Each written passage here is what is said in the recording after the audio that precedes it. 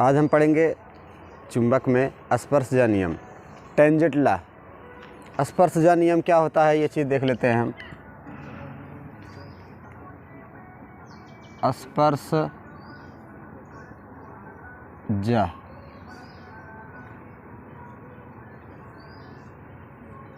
नियम, स्पर्शजा नियम या टेंजेंट लॉ, टेंजेंट लॉ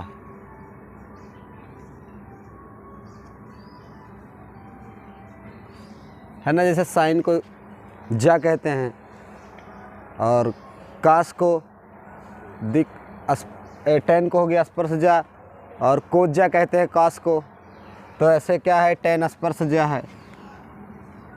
तो सपोज दैट ये क्या है, एक चुंबकीय क्षेत्र है, एक समान चुंबकीय क्षेत्र है। ये सपोज दैट एक समान चुंबकीय क्षेत्र बी है और ये दूसरा एक समान चुंबकीय क्षेत्र है पृथ्वी एच। ये एक समान चुंबकीय क्षेत्र बी है और ये एक समान चुंबकीय क्षेत्र एच पृथ्वी का है। और इसमें कोई चुंबक स्वतंत्रतापूर्वक लटकाया गया है, कोई चुंबक जो है उसको स्वतंत्रतापूर्वक लटकाया गया है।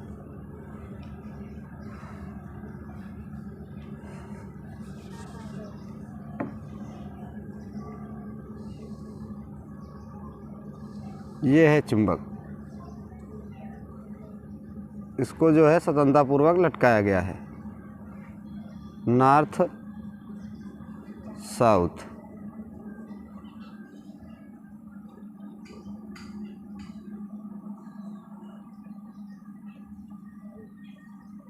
ये हो गया नॉर्थ, ये हो गया साउथ। तो इस पे दो बल युग्म आघूर्ण कार्य करेगा। कौन कौन सा? एक तो इसके कारण, चुंबक के कारण काम करेगा, एक चुंबक के कारण ये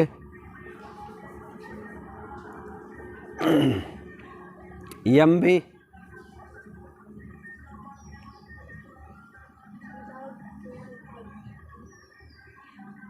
एक चुंबक के कारण ये कार्य करेगा, एक ये काम करेगा।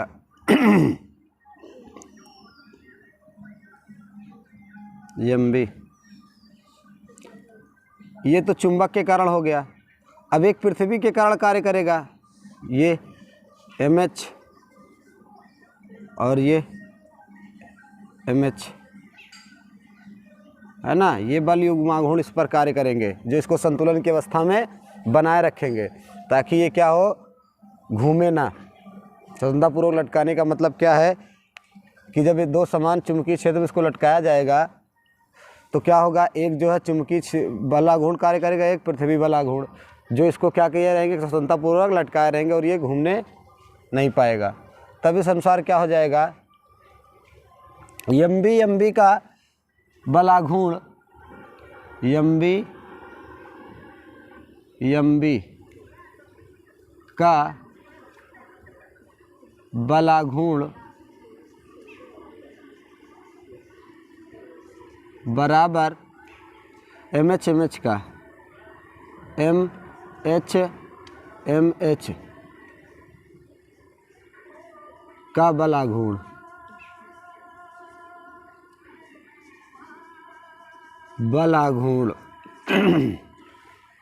है ना। तो ये हो गया एम बी का बलाघूर्ण, ये MH का। अब हम क्या करते हैं, इस पर एक लंब खींच देते हैं। ये हो गया इसका लंब। सपोज दैट ये कोण क्या है, थीटा। ये कोण है थीटा, तो ये वाला भी कोण हो जाएगा थीटा। अगर ये इसके समान, जैसे ये इसके समांतर है तो ये इससे संगत कोण से ये भी हो जाएगा थीटा। तब क्या हो जाएगा देखते हैं। तो एम बी बराबर हो जाएगा बलाघूर्ण बराबर एम बी गुणे दोनों में से एक बल गुणे लंबवत दूरी। लंबवत दूरी का मतलब SP हो जाएगा बराबर, फिर ऐसे MH, इसकी लंबवत दूरी हो जाएगी। यहाँ मान लो P कर दिए तो SP हो गया और ये NP तो जो टेंजेंट ला है वो है b बराबर एच टेन थीटा। b बराबर क्या है, एच टेन थीटा होता है। और यही हमको सिद्ध करना या दिखाना है। तो इधर देखो यम से यम कट गया और ये जाएगा b बराबर एच एन पी बटे एस पी, है ना। अब अगर यहाँ से देखें हम तो टेन थीटा बराबर होता है लंब बटे आधार। तो ये लंब हो गया और ये क्या हो गया, आधार। तो इसके अनुसार हम क्या यहाँ पे देख लेते हैं, चूँकि टेन थीटा बराबर यहाँ पे लंब बटा आधार से क्या हो जाएगा, N P upon S P, N P upon S P. तो यहाँ इतने के स्थान पे हम क्या लिख सकते हैं, टेन थीटा। तो ये हो जाएगा b बराबर एच टेन थीटा। क्या हो गया, b बराबर एच टेन थीटा हो गया। ये आपका क्या हो गया, b बराबर एच टेन थीटा। तो ये टेंजेंट ला है, मतलब स्पर्शजा नियम। अब इसको कैसे परिभाषित करेंगे हम,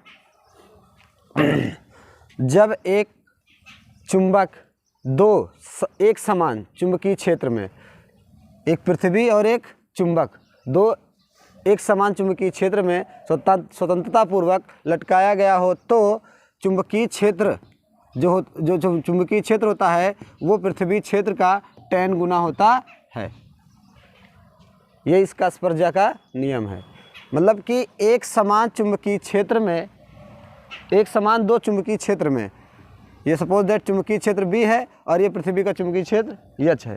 तो दोनों ने यदि कोई चुंबक एक स्वतंत्रता पूर्वक लटकाया गया है तो चुंबकीय क्षेत्र, जो चुंबकीय क्षेत्र होता है वो पृथ्वी के चुंबकीय क्षेत्र से 10 गुना होता है। यही होता है टेंजेंट ला, मतलब स्पर्शजा नियम, b बराबर एच टेन थीटा। तो ये हो गया आपका टेंजेंट ला, स्पर्शजा नियम। कुछ सवालें होती है जो इस पे आती हैं, है ना। ये तो हो गया आपका टेंजेंट ला। अब हम कुछ देख लेते हैं इसमें और।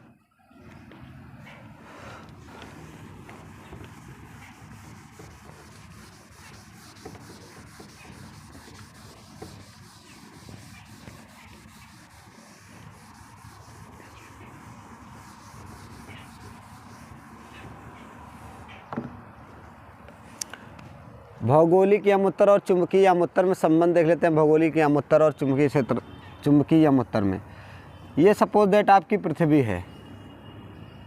क्या है ये, पृथ्वी है। इससे संबंधित कुछ वर्ड देख लेते हैं। और ये हो गया आपका सपोज दैट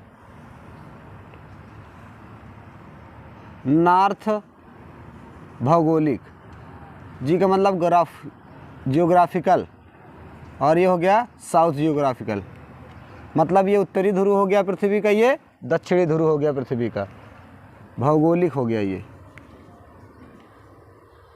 भौगोलिक।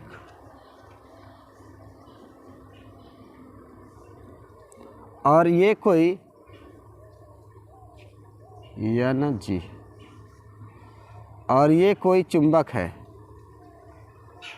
और ये चुंबक का जो है अक्ष है, चुंबकीय अक्ष। इस पर चुंबक स्वतंत्रता पूर्वक लटकाया गया है।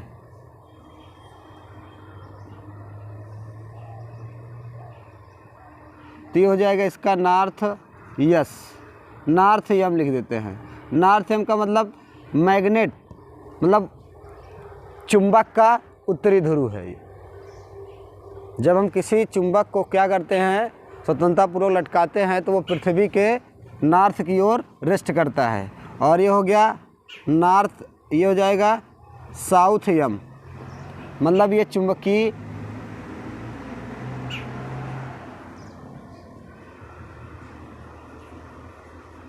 उत्तरी ध्रुव है। ये भौगोलिक उत्तरी ध्रुव है ना। और इन दोनों के बीच जो कोण होता है वो होता है 11.3 अंश, लगभग इतना। NCERT 11.3 मानती है और किताबों में अलग अलग होते हैं, 11.5 या थोड़ा सा इधर कम ज़्यादा। कहने का क्या मतलब है कि यदि अगर हमको पृथ्वी के नॉर्थ में जाना है, मतलब पृथ्वी के उत्तरी दिशा में जाना है, तो हम अब चुंबक के अनुसार, कंपास सुई के जो चुंबक के अनुसार 3 अंश और घूम के जाएंगे, तब जाके हम पृथ्वी के उत्तरी ध्रुव की ओर पहुँचेंगे। जैसे वास्को डिगामा या कोलंबस ये सब आए थे ना, वास्को डिगामा कोलंबस भारत की खोज पे निकला था और कहाँ पहुँचा? अमेरिका, है ना। तो यही सब 1498 में जो है कालीकट के बंदरगाह पे कौन पहुँचा था? Vasco da Gama. वो क्या करने निकला था? तो मतलब सब वही कंपास सुइयों के अनुसार जो है चुंबकीय ध्रुव के अनुसार अपना भाई चुंबकीय सुई के अनुसार चल रहे थे। तो पता लगा 11.3 अंश और घूमना था और घूमे नहीं तो क्या हुआ? पता लगा नई दुनिया खोज, कोलंबस पहुंच गया, है ना, अमेरिका पहुंच गया, वास्को डिगामा पता लगा पहुंचा इंडिया। तो ये चीज़ें हैं। तो 11.3 अंश जो है इसमें झुकाव होता है, जो अंतर होता है चुंबकीय यामोत्तर और भौगोलिक यामोत्तर में, मतलब चुंबकीय उत्तरी ध्रुव और भौगोलिक उत्तरी ध्रुव में जो अंतर होता है वो 11.3 अंश का होता है। ये है। अब आपके माइंड में ये क्वेश्चन आता होगा कि इसका नॉर्थ है, इसका नॉर्थ है ना, ये इसको क्या करना चाहिए? प्रतिकर्षित करना चाहिए। क्या करना चाहिए? प्रतिकर्षित करना चाहिए। लेकिन वैज्ञानिक अपनी सुविधा के लिए मानते हैं, मतलब माना गया है कि अगर आप जो है उत्तरी ध्रुव में जा रहे हैं, अगर मतलब चुंबक के उत्तरी ध्रुव की ओर जा रहे हैं, तो वो सपोज दैट पृथ्वी का ही उत्तरी ध्रुव है, पृथ्वी का ही उत्तरी ध्रुव है। यही कारण है। इसमें बड़े बिग बैंग थ्योरी जो है समझाई जा रही है।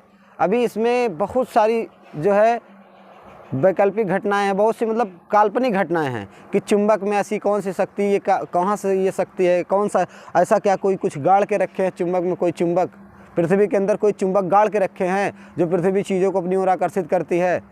तो इसी बिग बैंग थ्योरी के नाम से जो है रिसर्च चल रहा है। इसमें बहुत सी जो है पूरा एकदम समझ लो पूरा मैग्नेट का पूरा थ्योरी ही बदल जाता है यहाँ पे।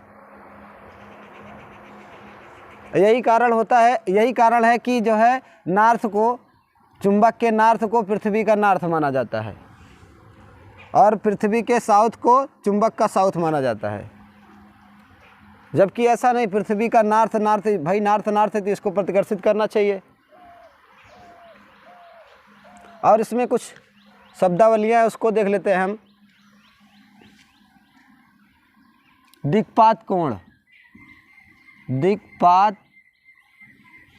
कोण, दिक्पात कोण को अल्फा या डी से व्यक्त करते हैं, अल्फा या डी से व्यक्त करते हैं। और एक होता है नमन कोण, नमन कोण, इसे थीटा से व्यक्त करते हैं, नमन कोण को। और होता है क्षैतिज घटक, क्षैतिज घटक, ऊर्ध्वाधर घटक,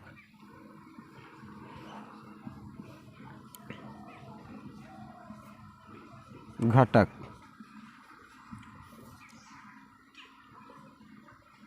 क्षैतिज घटक हॉरिजेंटल, ऊर्ध्वाधर घटक वर्टिकल। तो दिक्पात कोण भौगोलिक यामोत्तर और चुंबकीय यामोत्तर के बीच बना कोण ही दिक्पात कोण कहलाता है। कहने का मतलब भौगोलिक यामोत्तर, भौगोलिक यामोत्तर तथा चुंबकीय यामोत्तर, चुंबकीय यामोत्तर के बीच बना कोण दिक्पात कोण कहलाता है। दिक्पात कोण कहलाता है। इसे अल्फा या डी से व्यक्त करते हैं। मतलब ये भौगोलिक यामोत्तर और चुंबकीय यामोत्तर के बीच जो झुकाव होता है इन दोनों के बीच जो झुकाव होता है वही दिक्पात कोण कहलाता है। दिक्पात कोण को अल्फा या डी से व्यक्त करते हैं। तो ये हो गया आपका दिक्पात कोण, अल्फा या डी। अब होता है नमन कोण। क्या है? नमन कोण। नमन कोण देख लेते हैं हम।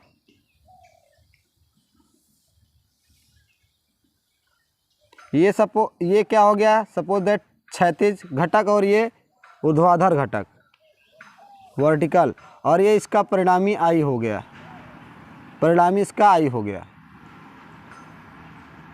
तो भौगोलिक यामोत्तर और हमने इसको बताया दिक्पात कोण को कैसे बताया कि भौगोलिक यामोत्तर और चुंबकीय यामोत्तर के बीच जो झुकाव होता है वही क्या कहलाता है? दिक्पात कोण। अब ऐसे होता है नमन कोण। क्या होता है? नमन कोण। क्षैतिज घटक तथा ऊर्ध्वाधर घटक का परिणामी, क्षैतिज घटक तथा ऊर्ध्वाधर घटक का परिणामी क्षैतिज के साथ जितना कोण बनाता है उसे नमन कोण कहते हैं। देखो इसमें हमने अभी इसको इस तरीके से परिभाषित किया, भौगोलिक यामोत्तर और चुंबकीय यामोत्तर के बीच जो कोण बनता है उसको दिक्पात कोण कहते हैं। नमन कोण किसे कहते हैं? क्षैतिज घटक तथा ऊर्ध्वाधर घटक का परिणामी क्षैतिज घटक के साथ जितने अंश का कोण बनाता है वो क्या कहलाता है? नमन कोण।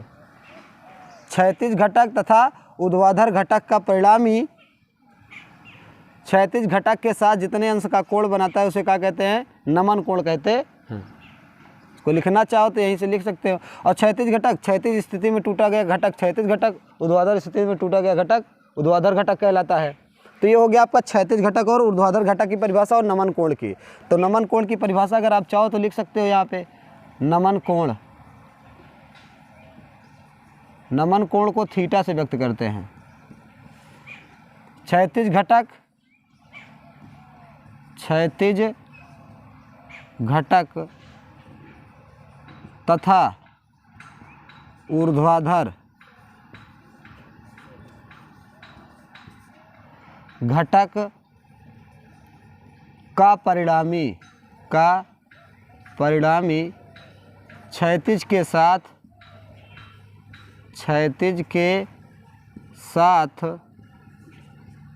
जितने अंश का कोण बनाता है, जितने अंश का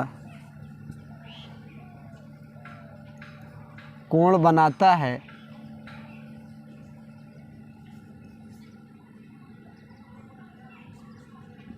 नमन कोण कहलाता है। नमन कोण कहलाता है। तो ये हो गया नमन कोण। और क्षैतिज घटक क्षैतिज स्थिति में टूटा गया है ना, तो क्षैतिज घटक हो गया, ऊर्ध्वाधर स्थिति में टूटा ऊर्ध्वाधर घटक। तो ये तो हो गया कुछ आपका दिक्पात कोण, नमन कोण, क्षैतिज कोण, ऊर्ध्वाधर कोण। अब हम देख लेते हैं एच, आई, वी और थीटा में संबंध क्या होता है।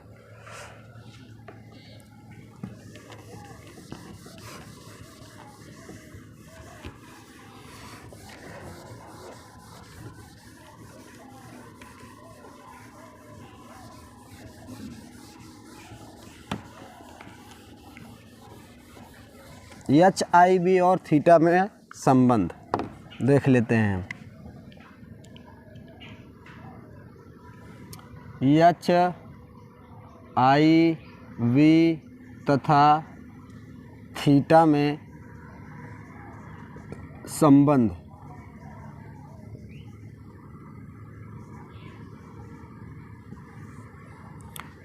ये सपोज दैट क्षैतिज घटक है और ये ऊर्ध्वाधर है।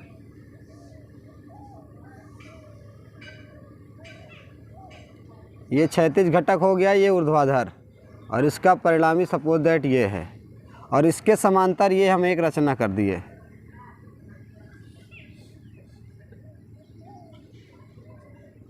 ये और इसका परिणामी सपोज दैट आई है ये। तो ये जब वी है और इसके समांतर और ये इसके बराबर अगर हम वी खींच दें यहाँ पे तो ये क्या हो जाएगा, और ये सपोज दैट थीटा है ना। तो अगर इसमें देखो तो ये क्या हो जाएगा, एक समकोण त्रिभुज हो जाएगा, और इसमें क्या लगा देंगे हम, पाइथागोरस प्रमेय लगा देते हैं। तो पाइथागोरस प्रमेय लगा देंगे तो क्या हो जाता है, लंब का स्क्वायर प्लस आधार का स्क्वायर, लंब का स्क्वायर प्लस आधार का स्क्वायर बराबर कर्ण का स्क्वायर हो जाता है। तो यहाँ से हो जाएगा आपका I square is equal to H square plus V square. अगर हम आई हटाते हैं यहाँ पे स्क्वायर आई पर से, आई के ऊपर से स्क्वायर हटाएंगे तो H square plus V square हो जाएगा। ये हो गया आपका क्या,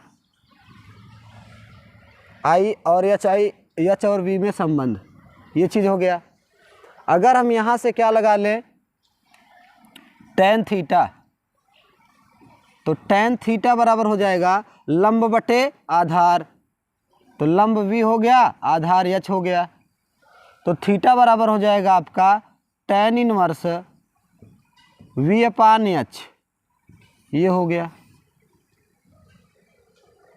तो ये चीज़ हो गई, ये तो एकदम सार तरीका हो गया। अगर आपको यही चीज़ और बड़े में करना है तो आप इसको क्या, थीटा से लगा हुआ कास में टूटता है और थीटा से दूर जो होता है वो साइन में टूटता है, तो ये हो जाएगा वी साइन थीटा, इसके बराबर ये वी साइन थीटा हो जाएगा। अब हम फिर यहाँ से पाइथागोरस प्रमेय लगाएंगे, फिर से जब पाइथागोरस प्रमेय लगाएंगे तब यहाँ से हमको चेंज करके यहाँ पे मान फिर रखना पड़ेगा, तब जाके जो है इतना प्रोग्राम करना पड़ेगा। तो इससे बेटर क्या है, आप सीधा ये क्षैतिज और ऊर्ध्वाधर घटक को एच और वी मान लेते हैं और ये डायरेक्ट ऐसे लग जाएगा आसानी से। तो ये चीज़ आपका हुआ। तो इतना चीज़ अगर आप ऐसा करोगे तो इतना आसानी से आ जाएगा।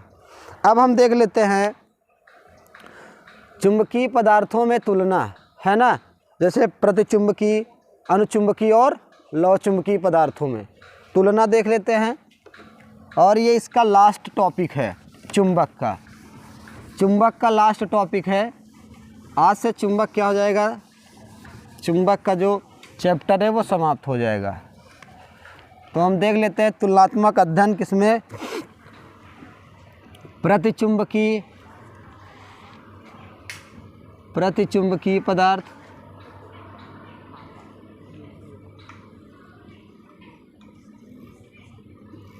अनुचुंबकीय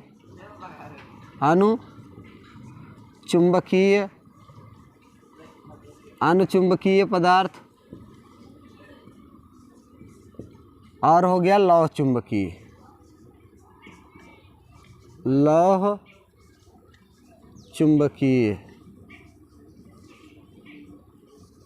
पदार्थ।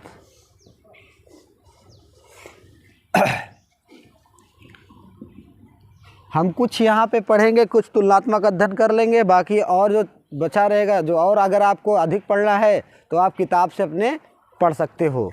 उसमें तुलनात्मक अध्ययन दिया है, प्रतिचुंबकीय पदार्थ प्रबल चुंबक के क्षेत्र में लाने पर प्रतिकर्षित होते हैं।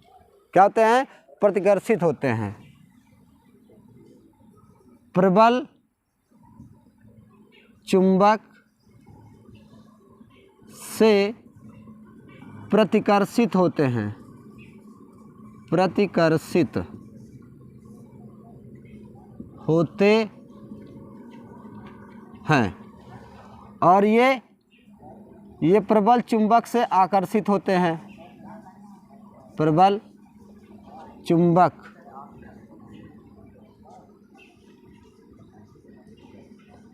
से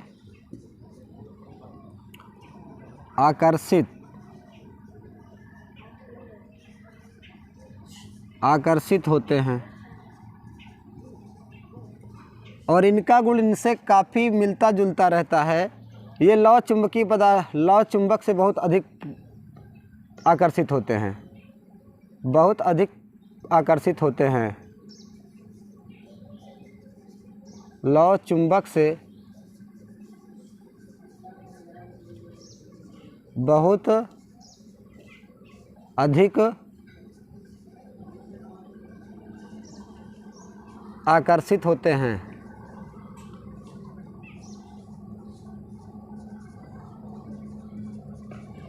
ये हो गया। इनको जब प्रतिचुंबक में लटकाया जाता है तो ये क्या होते हैं, समांतर हो जाते हैं। ये पदार्थ समांतर हो जाते हैं, सॉरी ये लंबवत हो जाते हैं। ये कैसे हो जाएंगे, लंबवत, ये हो जाएंगे लंबवत, और ये समांतर हो जाता है, और ये भी समांतर हो जाता है।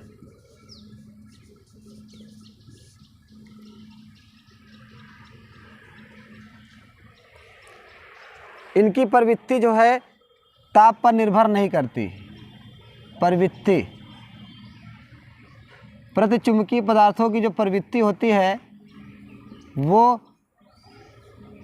प्रवृत्ति ताप पर निर्भर नहीं करती, ताप पर निर्भर नहीं करती।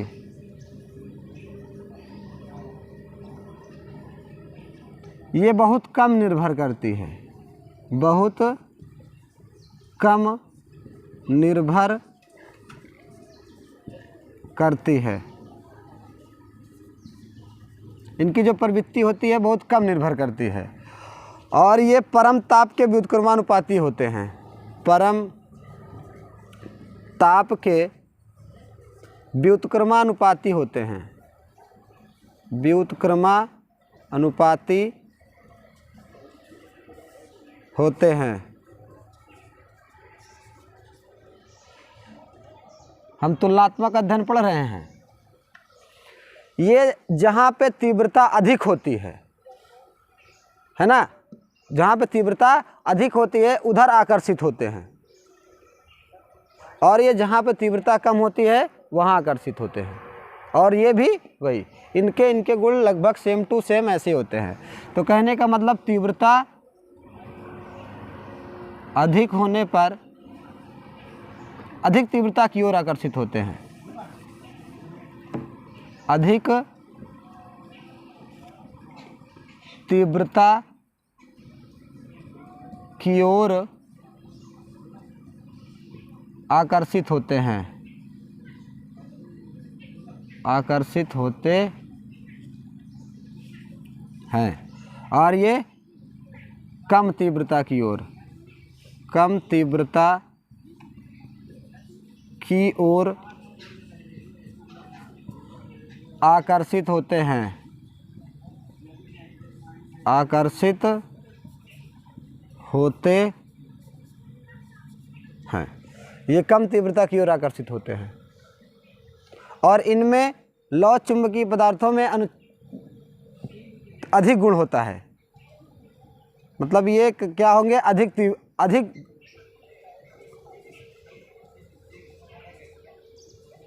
अधिक आकर्षित होते हैं, अधिक आकर्षित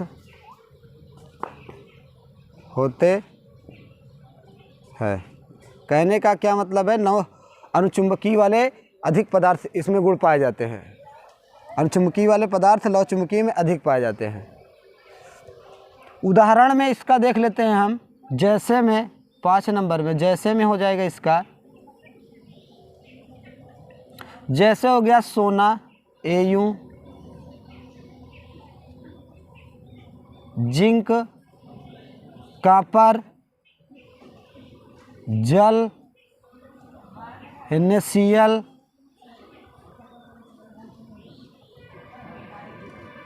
O2,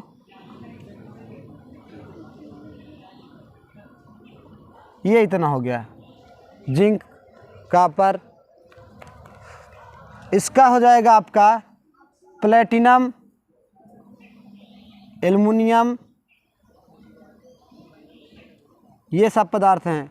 और इसका हो जाएगा आपका Fe, कोबाल्ट, निकिल, Fe3O4। तो ये हैं,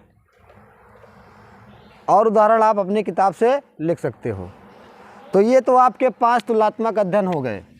और अधिक पढ़ना है आपको तो और आप अपने बुक से पढ़ सकते हैं और बुक से कंसल्ट कर सकते हैं।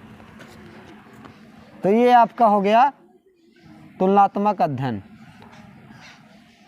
और आज से चुंबक का जो चैप्टर है वो समाप्त है। अब इसका बचा है न्यूमेरिकल भी हम पढ़ाएंगे थोड़ा सा पहले थ्योरी पढ़ा लेंगे, तब न्यूमेरिकल पढ़ाएंगे। तो आज के लिए इतना ही।